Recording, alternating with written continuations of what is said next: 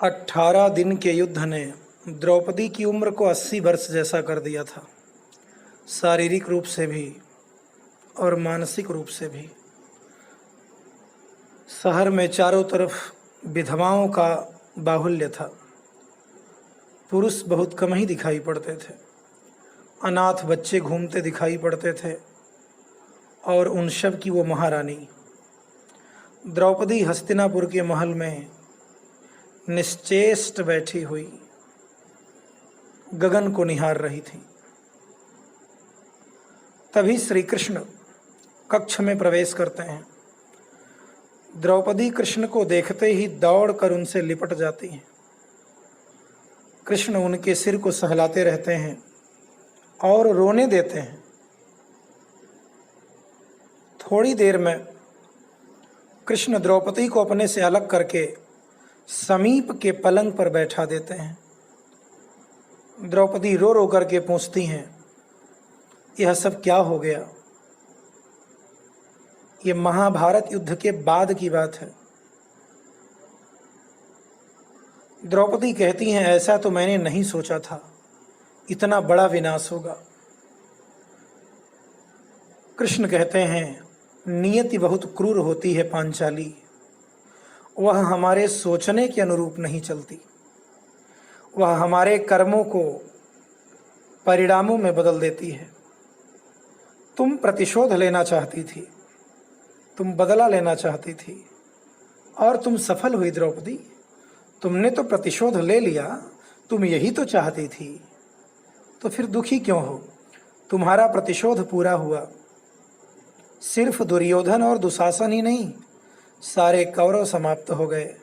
तुम्हें तो प्रसन्न होना चाहिए।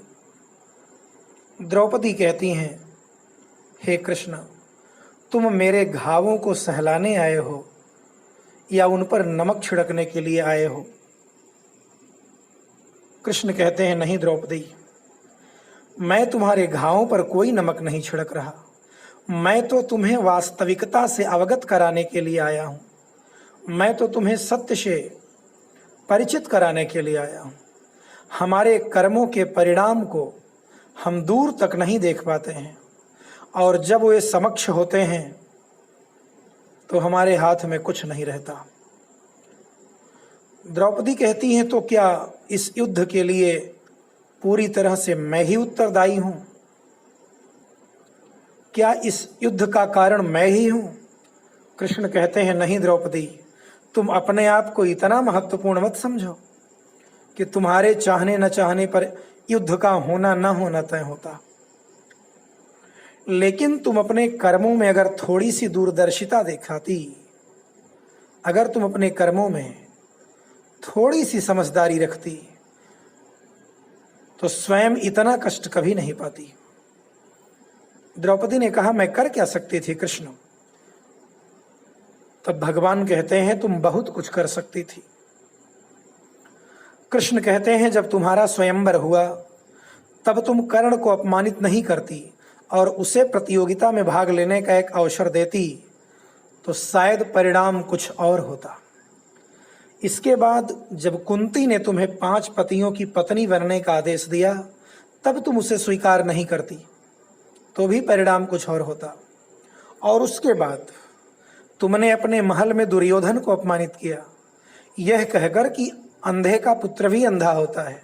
अगर ऐसा न कहती तो तुम्हारा चीर हरण नहीं होता और तब भी शायद परिस्थितियां कुछ और होती।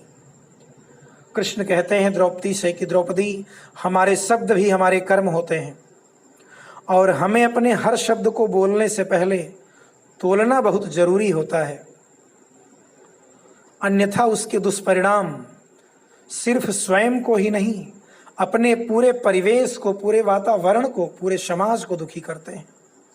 संसार में केवल मानव ही एकमात्र ऐसा प्राणी है जिसका जहर उसके दांतों में नहीं, उसकी बातों में है, उसके शब्दों में है। इसलिए शब्दों का प्रयोग सोच समझ कर करें। ऐसे शब्दों का प्रयोग कीजिए जिससे किसी की भावना को ठेस न पहुंचे, क्योंकि महाभारत हमारे अंदर ही छिपा है, हमारे शब्दों पर निर्भर करता है। कबीरदास जी भी कहते हैं, बोली एक अमोल है जो कोई बोले जानी, हिये तराजू तौल के तब मुख बाहर आनी।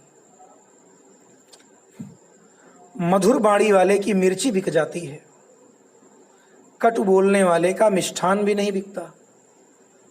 ये ताकत है बाणी में। आज इस चर्चा के माध्यम से भगवान कृष्ण द्रौपदी को लक्ष्य करके मानो पूरी दुनिया को उपदेश करते हैं कि हम अपने बाणी को संयमित रखें।